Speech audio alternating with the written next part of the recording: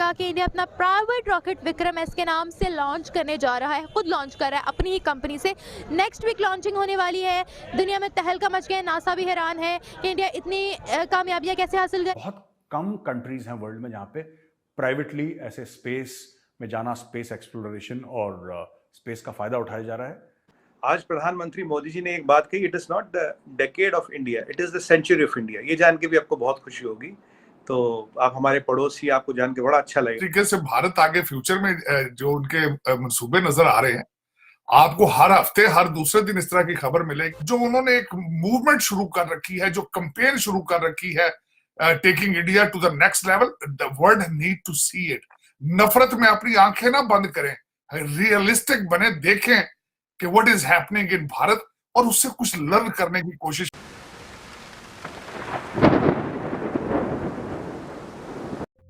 देश में पहली बार निजी स्पेस कंपनी का रॉकेट ने आज 18 नवंबर को लॉन्च हुआ।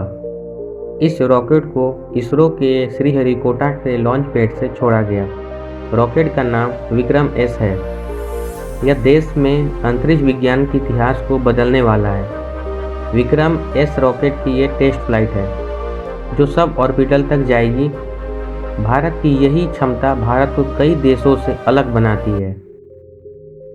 कई कंट्री में इसका बात चल रहा है कि जिस तरह इसरो ने अपने काम को लोहा मनवाया, उसी तरह से भारत की ये पहली प्राइवेट कंपनी में भी वही पोटेंशियल दिख रही है।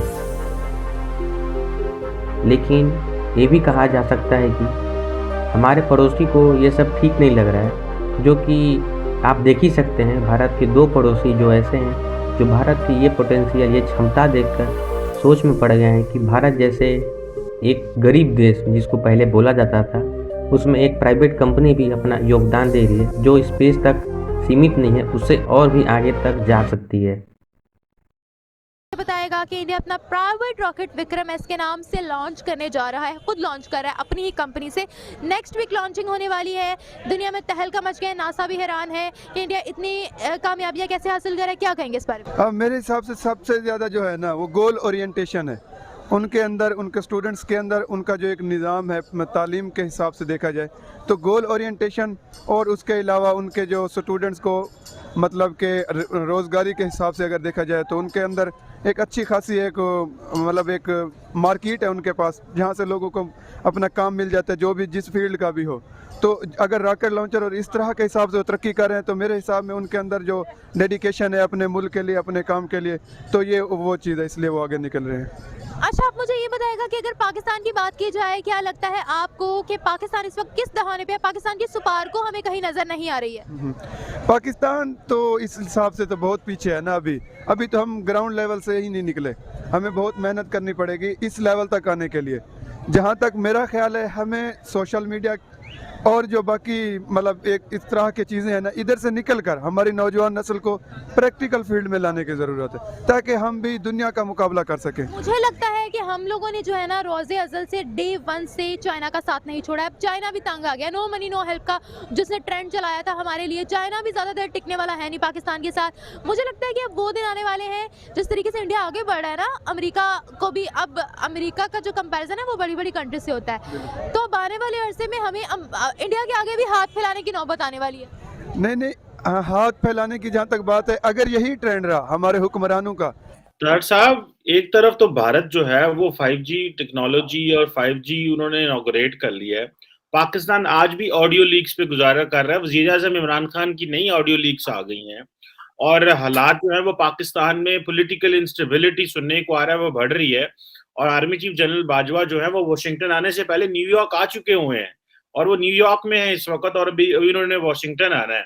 आप क्या देखते हैं, ये पाकिस्तान का क्या सियासी मंजरनामा बन रहा है? हम आपस में लड़ते रहेंगे और तो कभी किसी मुल्क में, इंडिया की तो कभी हमने नहीं देखा। उनके पास तो 5G भी आ गया, कभी ऑडियो लीक्स आई हो। ये हम ही डार्क वेब पे चल रहे हैं सारा टाइम। ये किस तरफ मुल्क की डायरेक्शन बन रही है ताज साहब? किस तरीके से भारत आगे फ्यूचर में जो उनके मंसूबे नजर आ रहे हैं, आपको हर हफ्ते हर दूसरे दिन इस तरह की खबर मिलेगी। क्योंकि मैंने आपको शायद दो चीजें बताने की कोशिश की थी कि दुनिया की हर नेशनलिस्ट मूवमेंट जो चली थी कुछ अर्सा पहले पूरी दुनिया में, वो गिर चुकी है सिवाय मोदी साहब के। मोदी साहब की जो उन्होंने इस वक्त भारत को स्टेरॉइड्स पे रखा हुआ है, चाहे कि दुनिया को पसंद आए या ना आए, लेकिन उन्होंने जो भारत को दिया है, भारत में जो नेशनलिज्म, मैं हमेशा कहता हूं कौमों की तरक्की के लिए नेशनलिज्म बहुत इंपॉर्टेंट होता है कि पूरी कौम इकट्ठी होकर अपने आप को नेक्स्ट लेवल पर लेकर जाए।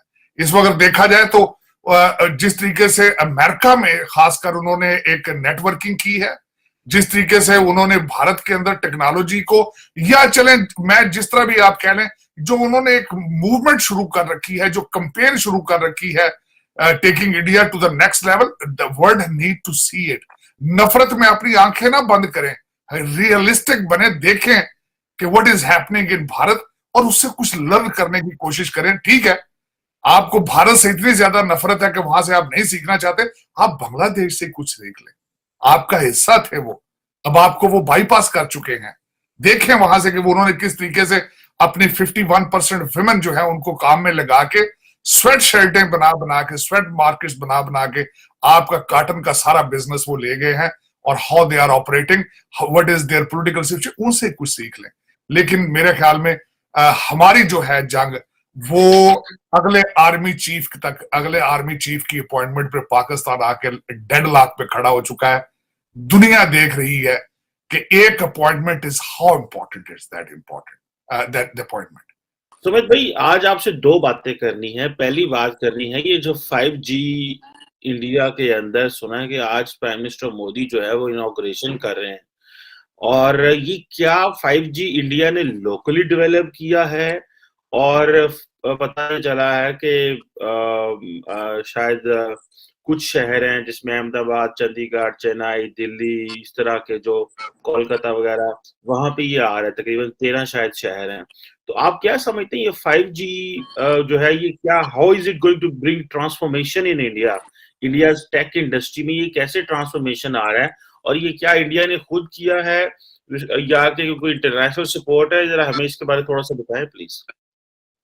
सबसे पहले चीमा साहब, शो पे बुलाने के लिए धन्यवाद, और आपको जान के बहुत खुशी होगी कि इनॉग्रेशन हो चुका, आप you are on the other side of the time, inauguration हो चुका। और आज प्रधानमंत्री मोदी जी ने एक बात कही, it is not the decade of India, it is the century of India. ये कर रहे हैं, इंडिया ने अपने पहले बेसिक स्ट्रॉन्ग किए तब वो आगे जा रहे हैं। पाकिस्तान जबकि बेसिक कमजोर है, वो कैसे आगे जाएगा? ये बेसिकली ये वजह है। हम अपने कोई साइंटिस्ट तैयार नहीं कर रहे। अब डॉक्टर अब्दुल कदीर खान की ले लें मिसाल, उन्होंने रॉकेट लॉन्च किया, हमने उनके साथ क्या किया? रॉकेट लॉन्च किया डॉक्टर अब्दुल कदीर, उन्होंने एटम बम बनाया था, उनके साथ हमने क्या किया? इसकी बात कर दें, स्कूल्स की बात कर दें, वहाँ पे टीचर्स जस्ट BA, कुछ FA, कुछ इस तरह नहीं कि नॉर्मल, यानी कि इदारों को एज अ बिजनेस चलाने के लिए हम बच्चों के मुस्तकबिल के साथ खेल देते हैं और उनको तबाह कर देते हैं, और डिग्रीज बाद में सिर्फ नाम की रह जाती हैं जो कि हम सिर्फ घरों में सजाते हैं। नहीं, पाकिस्तान से तो इंडिया कोई जा ही नहीं सकता है। नहीं जा रहे हैं लोग, दुबई से उधर जा रहे हैं, इस चीज का सबूत